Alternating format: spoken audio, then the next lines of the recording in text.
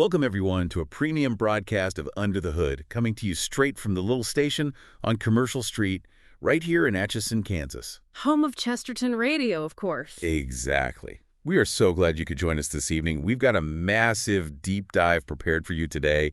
We are getting into some truly heavy world-ending stuff. Oh, yeah. Literally world-ending. Right.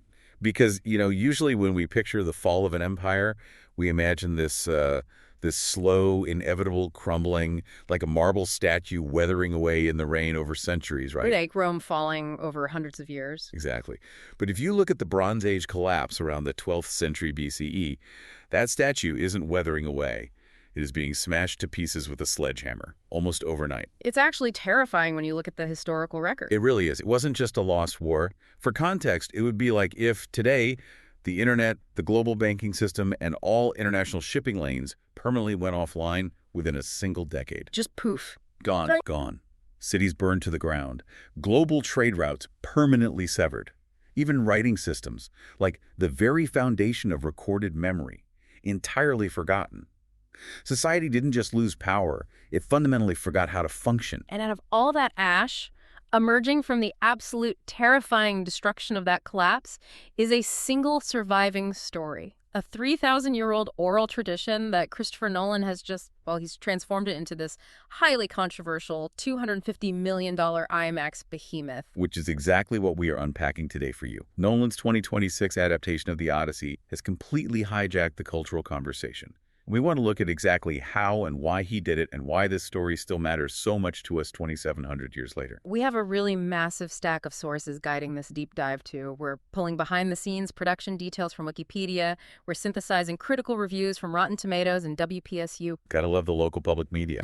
Always. We're also diving into some incredibly granular historical and literary debates happening right now on Reddit, pulling quotes from an in-depth interview with Nolan himself, and of course, anchoring all of this with the foundational text of Homer's Odyssey via Project Gutenberg. Because you always have to go back to the source material. So our mission for you today is to explore the sheer physical madness of translating this ancient myth onto 70mm film. We're going to unpack the bold, new thematic thesis Nolan introduced that has historians buzzing. Buzzing is an understatement. They are fighting. They really are. We're going to examine why classicists, military experts, and everyday moviegoers are locked in this fierce debate over who gets to claim ownership of a myth. But just a quick heads up before we set sail here. This deep dive does contain heavy spoilers for both Homer's ancient text and the 2026 film. Yeah, so if you want to experience the epic entirely fresh, now is the time to hit pause and come back later. We'll still be here. We will. So to start us off, I think before we can even begin to understand the philosophical and historical debates swirling around the movie's themes, we really have to look at the mechanics of how Nolan actually built this ancient world. Because the scale of the physical production is just staggering, but it's driven by a very specific creative motivation. Right. In his interviews, Nolan mentioned that he had never seen Greek mythology given what he calls an A-movie treatment in modern cinema. An A-movie treatment. What does he mean by that exactly? Well, it means total commitment to realism, a massive budget, elite casting, basically treating it not as a cheesy fantasy B-movie with bad CGI, but as an urgent, grounded, historical epic. Yeah. He views the Odyssey as the ultimate foundational story. He even noted how this ancient epic actually underpins his past work. He cited elements in Interstellar and the Dark Knight trilogy that trace their narrative lineage straight back to Homer. Wow, really? The Dark Knight? Yeah. This concept of a lone man using his wits to navigate a broken world. That's a fascinating lineage to trace. When you strip away the cape, Batman's reliance on strategy and gadgets and just sheer willpower over pure superpowers, that is very Odyssean. It is entirely Odyssean. Odysseus's greatest weapon was always his intelligence, his cunning, not his raw strength like Achilles. Right. And to bring that foundational myth to the screen, the studio clearly didn't hold back. We're looking at an estimated $250 million budget. But what really stands out to me is the format. This is the first feature film ever shot entirely on 70mm IMAX cameras. Entirely. Every single scene. Every single scene. And for anyone listening who wasn't a total camera nerd, shooting on 70mm IMAX isn't just about making the picture bigger. It's about this absurd level of resolution and depth of field that makes you feel like you're looking through a window, not at a screen. But IMAX cameras are massive, aren't they? They are huge. They are heavy, and they are notoriously loud. Like, they sound like sewing machines running at full speed. Oh, wow, I didn't know that. Yeah. So imagine shooting intimate, emotional character dialogue on a wooden boat bobbing in the ocean with these giant, noisy cameras right in the actors' faces. It required the production to literally engineer new, lighter, quieter camera housings just for this one film. See, that technical stubbornness is a total hallmark of his process, and that absolute refusal to take the easy digital route extends to the practical effects, too. The practical effects are insane. Let's look at the Trojan horse sequence. A lesser production would simply, render a massive wooden horse on a computer. Obviously, it's 2026. Right. But Nolan's crew built a 36-foot-tall, 8,800-pound physical model of the horse. Wait, 8,800 pounds? Yes. And they didn't just build it on a comfortable soundstage in Burbank either. They dismantled this multi-ton wooden structure into 27 massive shipping crates, transported it across the world, and reassembled it on a real beach in Essaouira, Morocco. Okay, let's unpack this for a second. Yeah. Because hauling an 8,800-pound prop to a North African beach requires cranes, it requires reinforced tracks laid in the sand, and just a logistical nightmare of epic proportions. A total nightmare. But, I mean, it fundamentally changes the performance, doesn't it? Yeah. When Matt Damon and Benny Safdie are looking up at this thing, they aren't staring at a tennis ball on a green screen. Right, pretending to be in awe. Exactly. Yeah. They're standing in the shadow of a massive, imposing, tactile wooden structure. Precisely. And that tactile reality extends right into the realm of the mythological creatures, too. Yes, the monsters. Right, because when Odysseus and his men encounter the Cyclops, Polyphemus, there is zero motion capture or digital rendering used to create a giant. None. How did they even do that? They utilized animatronics, intricate puppetry, and a phenomenal on-set physical performance by the actor Bill Irwin. Oh, Bill Irwin's a physical comedy legend. That's brilliant casting. It really is. And the visual design wasn't your standard smooth-skinned Hollywood fantasy monster either. Nolan specifically cited Francisco Goya's painting, Saturn Devouring His Son, as the visual inspiration. Okay, for those of you who haven't had the pleasure of stumbling across that painting in a museum, it is pure nightmare fuel. Absolute nightmare fuel. Picture a crazed, wild-eyed, completely disheveled giant emerging from the pitch black.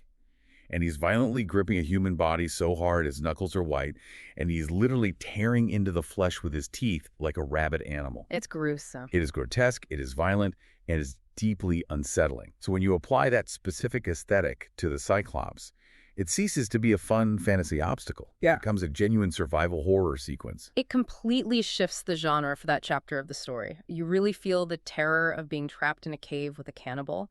And the production used similar practical restraints for the witch Circe, played by Samantha Morton. She was incredible in that role. So good. And when she turns Odysseus's men into pigs, there are no shimmering CGI morphing effects. None of that magical fairy dust. Thank goodness. Right. It was achieved entirely with stage magic techniques, animatronics, and these grueling hours-long prosthetic makeup applications.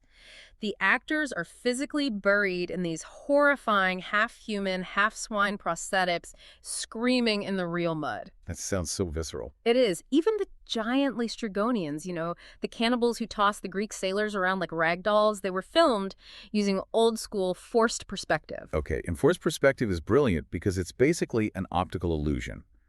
You place the actor playing the giant just a few feet from the camera lens, and you put the actors playing the sailors 50 feet further back. Right, exactly. If you align the camera angle perfectly, and you build oversized props for the giant and undersized props for the sailors, the human brain merges them into the same plane of depth. It makes one look massive and the other tiny. Like they did in Lord of the Rings. Exactly like Lord of the Rings. But to pull that off, you need absolute control over the environment. You need the camera lockdown, which makes it even crazier that they dragged the production into the Culbin Forest in Scotland to shoot it. Rather than a studio. Right. They used elaborate wire work to physically yank the sailors through the air, crashing them through real Scottish pine branches, just to make the giants feel grounded in a breathing atmospheric environment. The location scouting for this film is honestly a story in itself. They didn't just stay in Scotland. They utilized Ait Ben Haddou and Essaouira in Morocco to stand in for the burning city of Troy. Beautiful locations. Stunning. And then they went to Italy and Sicily, specifically Favignana and the Aeolian Islands, to shoot the Palace of Ithaca. They use the jagged, crazily shaped volcanic sea stacks off the coast to represent the wandering rocks that crush ships. So they didn't build those either. No, they used the real geography. And crucially, they filmed extensively in Greece to capture a geographical authenticity.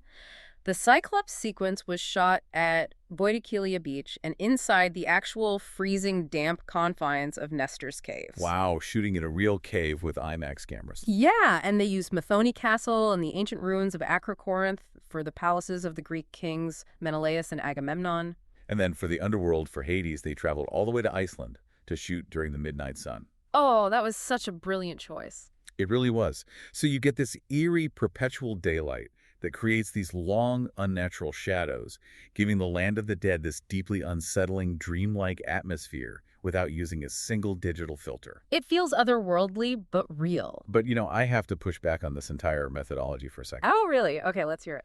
Is there a point where this dedication to practical filmmaking crosses the line from visionary into sheer stubbornness? Ah, the Nolan critique. Well, yeah. I mean, dragging an 8,800-pound wooden horse to a beach, or forcing actors to freeze in a real cave instead of using a comfortable soundstage.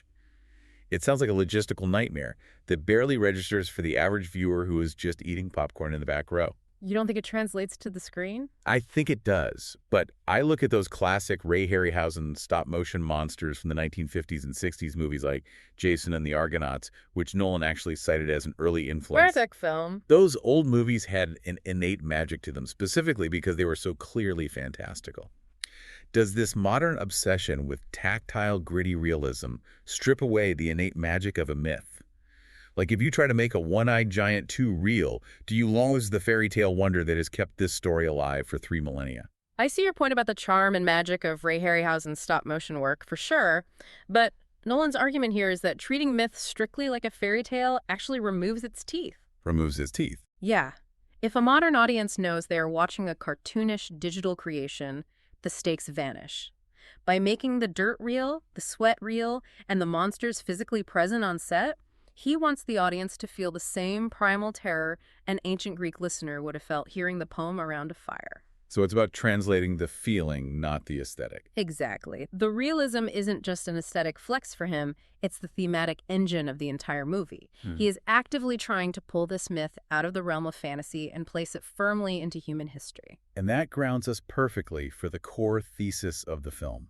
Because this is where the story stops being just a visual spectacle and becomes a really heavy philosophical debate. Right, the Bronze Age collapse thesis. Yes. We pulled a phenomenal historical analysis from a historian on the Reddit community, rcinema.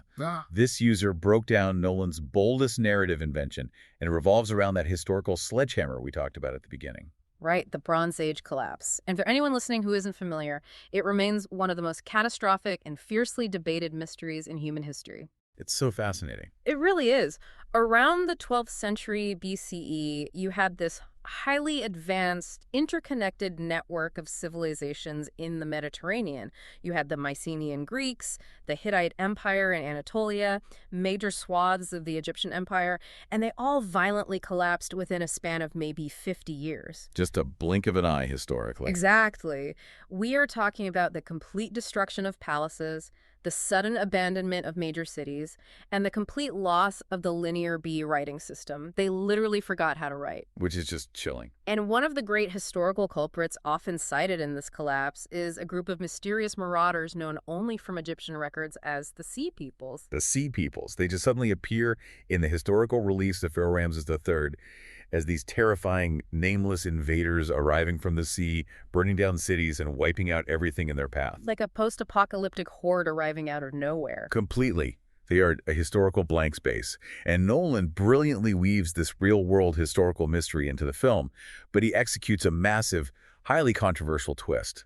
And this is the twist that had historians yelling at each other online. Oh, yeah. Because in his version of the Odyssey, the invading, city-destroying sea peoples aren't some unknown foreign horde. They are the Greeks themselves on their long, chaotic journey home from the Trojan War. Right. As they pillage and raid coastal cities to survive the journey, they inadvertently become the very apocalypse that destroys their own world. So what does this all mean? How does he justify turning the revered heroes of Western literature into the literal villains of history? Well, the justification relies entirely on a fundamental ancient Greek concept called xenia. The Xenia, Xenia. Right. And xenia is often translated simply as hospitality, but that really doesn't capture its weight. Not at all. It was the sacred, Zeus-mandated law of the ancient world. It dictated the absolute mutual respect and obligation between a host and a guest. In a violent world without a unified police force, xenia was the only social contract that kept you alive when you traveled. It was everything. If you arrive at my door, I am religiously obligated to feed you, bathe you, and shelter you. Yes, even if I don't know you. Right. And in return, you are religiously obligated not to steal from me or harm me while you're under my roof. It was the glue of civilization. Without xenia, you just have perpetual war. Right. And Nolan's film argues that the Greeks triggered the collapse of their entire civilization because they catastrophically violated Xenia at the end of the Trojan War. With the horse. With the Trojan horse. In this telling, it wasn't just a clever, heroic trick to win a 10-year siege. It was a deceptive, horrific war crime that broke the foundational divine rules of their reality. They constructed a fake religious offering to the gods, used it to sneak into a city that had accepted their supposed surrender, and then they slaughtered the inhabitants in their sleep. They broke the ultimate social contract. And if Odysseus is the one who masterminded the Trojan horse, then the blood of that civilizational collapse is entirely on his hands. Which completely reframes Matt Damon's entire performance. Oh, complete. He isn't just a weary soldier trying to get back to his wife. He is crushed by the psychological horror of knowing his own genius broke the world. It frames his entire 10-year journey. When he's facing physical obstacles like storms or monsters like the Cyclops, he subconsciously feels he doesn't deserve to survive. He is punishing himself. Yes. The monsters are almost external manifestations of his internal agonizing guilt. It radically shifts the internal landscape of the character. The external journey becomes a psychological penance. I can't help but draw a striking connection to Nolan's previous work here, specifically Oppenheimer. Oh, that's a great comparison. Right. If Odysseus feels personally responsible for destroying civilization with his genius invention, then the Trojan horse is essentially the Bronze Age equivalent of the atomic bomb. Wow. Yeah, it's a brilliant, world-altering invention that unleashes unimaginable horrors. And the creator is left to wander the earth, living with the apocalyptic consequences of what he unleashed. But, I mean, if Odysseus is paralyzed by guilt, that completely rewrites his DNA. The original character from Homer's epic was practically immune to guilt, right? He was a pragmatist. Does this reframing fundamentally break who Odysseus is supposed to be? Well, it undeniably changes his core motivation. And that is exactly where the friction lies with the critics. In Homer's text, Odysseus is driven by nostos. The longing for home. Exactly. This burning, almost stubborn desire to return home and reclaim what is his. He isn't plagued by existential guilt about sacking Troy or tricking the Trojans. He's mostly just annoyed that the gods, specifically Poseidon, keep throwing obstacles in his way. Right. He's like, let me go home already. Yeah. But Nolan takes a story fundamentally about persevering survival and turns it into a story of psychological penance. Which naturally delighted film critics and historians who were looking for a fresh, dark take on the material. Of course. But making a 3,000-year-old hero palatable to a modern audience by giving him a conscience fundamentally broke the character for the people who know him best, the classicists. The backlash from the literary community was swift and it was sharp. We found that Nolan heavily studied several translations of the epic to prepare for the film, most notably Emily Wilson's highly acclaimed 2017 translation. Which is fantastic, by the way. Oh, it's brilliant. Wilson's translation is famous for stripping away a lot of the flowery Victorian pomp of older translations to reveal a very complicated, often contradictory, and deeply pragmatic hero. Yet Wilson herself came out and publicly criticized the film's interpretation. She did not mince words either. Not at all. She argued that Nolan took a highly complex, multifaceted survivor and reduced him into a simple, remorseful action star. She actually called Matt Damon's portrayal a, quote, traumatized Jason Bourne. Ouch. It's a biting critique, but it's rooted in a deep understanding of the Greek text. Wilson felt that by making Odysseus so singularly focused on his guilt over the war, the film completely missed the essence of his defining trait, his mythesis. Methis.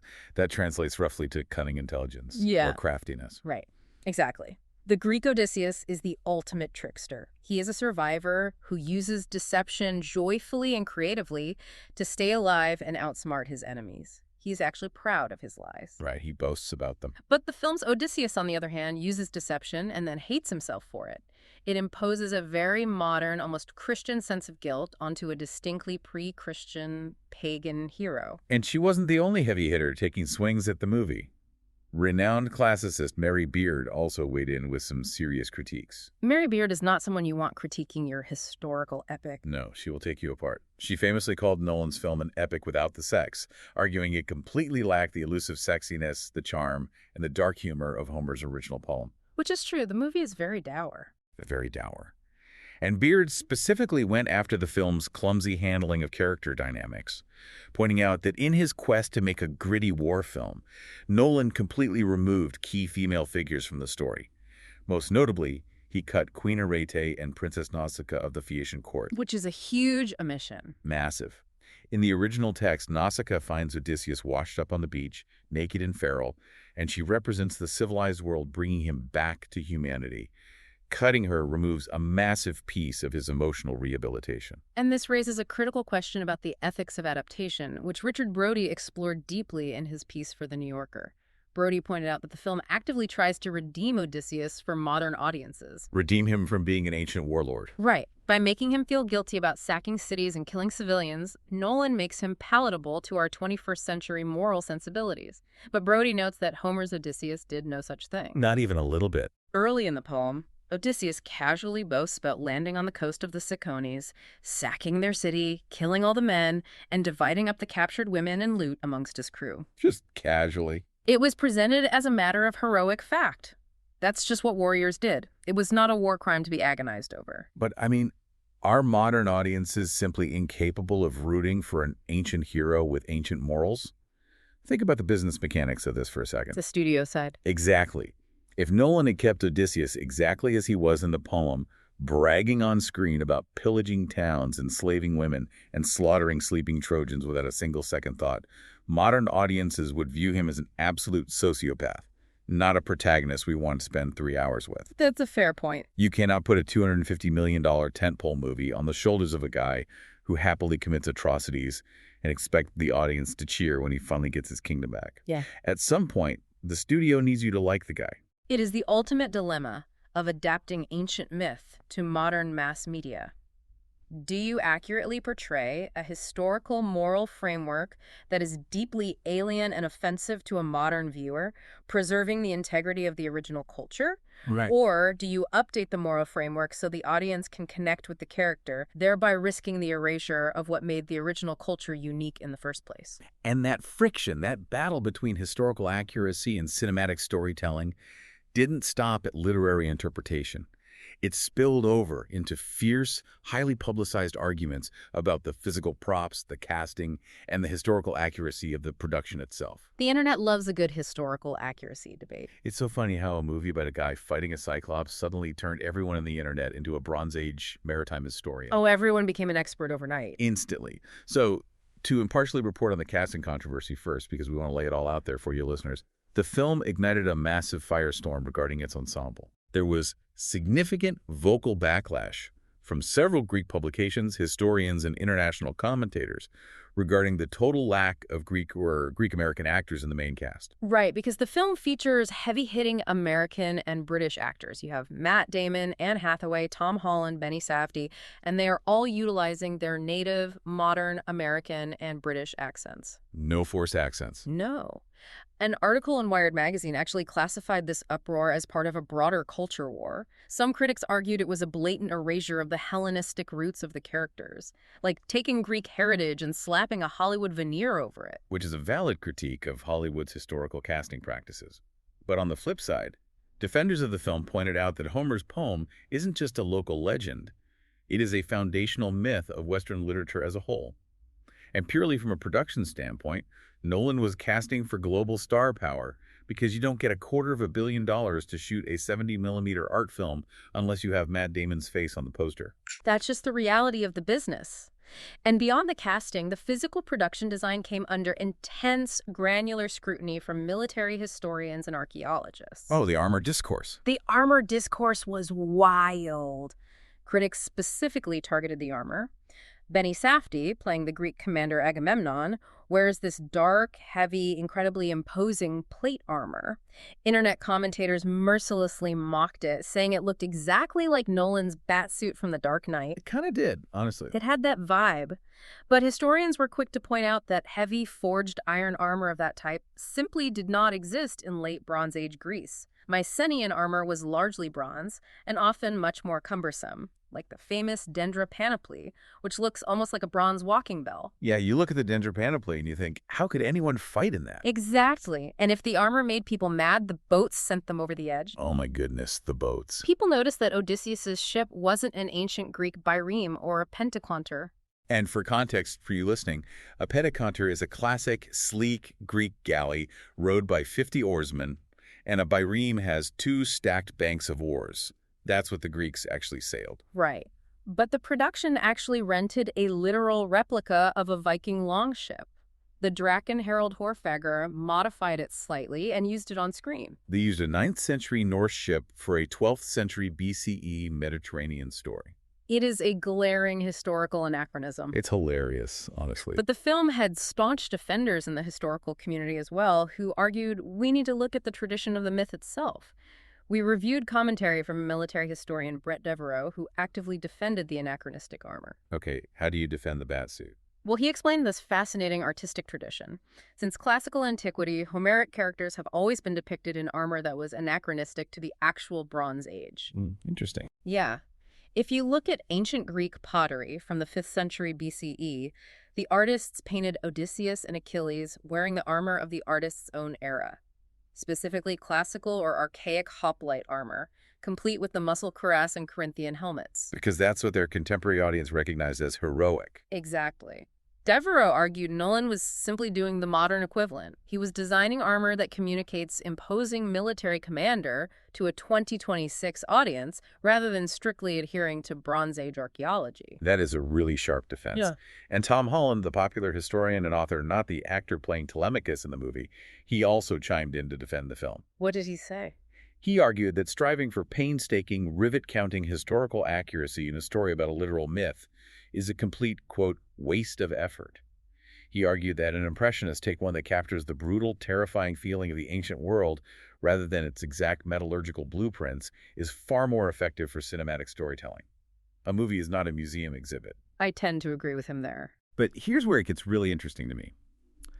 I see a profound irony in the internet, fiercely debating the metallurgical accuracy of Agamemnon's breastplate, or dissecting the shipbuilding techniques of a wooden boat, in a movie that features a giant one-eyed cannibal, a witch who turns men into literal pigs with a wave of her hand, and a physical boat ride into the literal underworld. It is a bit silly when you zoom out. Why do you think we selectively demand hardcore textbook realism in stories that are entirely steeped in magic? You know, I think it's a fascinating psychological quirk of modern audiences. When a filmmaker grounds a fantasy in a gritty, tactile reality like Nolan does, by using real locations, heavy physical props, and practical effects, they inadvertently invite the audience to judge the film by the rules of reality. Oh, that makes sense. Because it looks real, we expect it to be accurate. Exactly. If the dirt on the actor's face looks real and the lighting is natural, our brains expect the armor and the boats to be historically real as well. But if we peel away the endless internet debates about Viking ships and mythological accuracy, what we are really left with is the human beating heart of the movie. Yes, the emotional core. And that emotional core is driven by a truly incredible ensemble cast. Strip all the discourse away, and it is a deeply emotional film. And a lot of that emotion rests on how the film breaks a very specific, tired cinematic trope. You're referring to the dead wife trope. Yes. Which, frankly, has been a staple in Christopher Nolan's filmography for decades. Oh, entirely. In films like Memento, Inception, or even The Prestige, the male protagonist is driven by the tragic, haunting memory of a dead wife, who exists in the narrative only as a ghostly motivation for his actions. But here, Penelope, played by Anne Hathaway, is very much alive. She isn't a memory. She has her own agonizing, deeply realized journey. Reviewers across the board called Hathaway the unassailable MVP of the film. She was phenomenal. She has to carry the emotional weight of a woman who is trapped in her own home, fending off dozens of sleazy, aggressive, politically motivated suitors for 20 years. And Robert Pattinson plays Antinous, the ringleader of these suitors, with this incredibly oily, dangerous, arrogant sleaziness. He is so good at playing creepy. So good. He's constantly probing her defenses, looking for weakness. Hathaway's performance anchors the entire concept of home that Odysseus is trying to get back to. She isn't just sitting by a window crying. She's a fierce political tactician surviving a slow-motion siege in her own dining hall. And Nolan amplifies her narrative importance by utilizing his signature fractured non-linear timeline. He loves playing with time. He does. He doesn't just show Odysseus wandering the Mediterranean for 10 years and then eventually walking through his front door. The story of Odysseus' journey and the story of Penelope and their son Telemachus trying to survive the suitors in Ithaca, they run parallel to each other throughout the film. They are intercut, gradually converging over the 3-hour runtime. Reviewers noted that this cross-cutting structure built a tremendous amount of tension, leading to a deeply earned reunion that feels highly reminiscent of the brilliant dual timelines in The Godfather Part 2. There are so many wild creative swings in this movie that actually pay off. I have to briefly mention the cameo by Travis Scott as the bard at the beginning of the film. Oh, that was such a surprise. Right. On paper, putting a modern rap superstar in a Bronze Age epic sounds incredibly jarring. But when you watch the scene, you've got this ancient, smoky, firelit Megaron, and Travis Scott is delivering Homeric hexameter, not like a polite, stuffy Victorian poem, but with the visceral, heavy, rhythmic cadence of modern trap music. This was mesmerizing. It completely shatters your expectation of what a bard sounds like. Nolan included it to draw a direct line between the performative oral poetry of ancient times and modern rap. It reminds you that this story was never meant to be read quietly in a library. It was meant to be spoken aloud to a rowdy crowd with heavy rhythm. It grounds the oral tradition in a deeply physical, modern context. And that desire to find modern emotional resonance really culminates in the finale, anchored by Matt Damon's incredibly vulnerable performance. Because the climax of the film isn't just the famous action sequence. Yes, we get the scene where Odysseus strings the impossible bow and slaughters the suitors in the Great Hall, and it is a masterclass in tension and practical action. It's brutal. But the true climax of the film is what happens after the blood is spilled and the hall is quiet. Odysseus, still covered in grime and blood, sits down with Penelope and delivers this deeply human, shattering confession. He finally reveals his sins. He admits his guilt over violating Zeus's law with the Trojan horse, the innocent people he killed in his sleep, and his role in the collapse of the world. And the film ends not with a triumphant reclaiming of the throne, but with the couple deciding to head into self-imposed exile to seek peace, leaving the broken kingdom to their son, Telemachus. It's a very quiet, somber ending for such a loud movie. Now, some critics complain that the non-linear timeline bogged down the episodic adventure-of-the-week nature of a road trip story. But if you look at it through the lens of trauma, maybe that's exactly how memory works for someone suffering from severe PTSD. Right, the trauma isn't linear. No.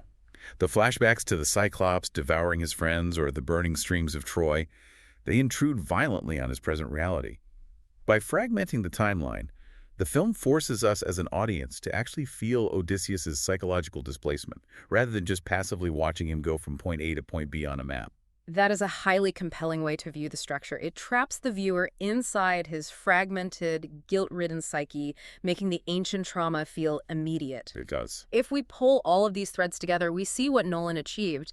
He took the oldest, most revered story in Western literature, a story traditionally about heroism, cunning, and adventure, and he filtered it entirely through a distinctly modern lens of guilt, psychological realism, and the heavy, world-breaking price of war. The result is a visually staggering, technically brilliant, and heavily debated cinema event that forces us to reckon with the moral foundations of our own myths. It really does. It takes something ancient and static and makes it feel uncomfortably urgent. And as we wrap up this deep dive, I want to leave you, our listeners, with a final, very Chestertonian thought to mull over. Homer's Odyssey is, at its very core, a story about nostos, that bone-deep, aching longing for home. It is the defining drive of the human spirit. We all just want to return home. We do.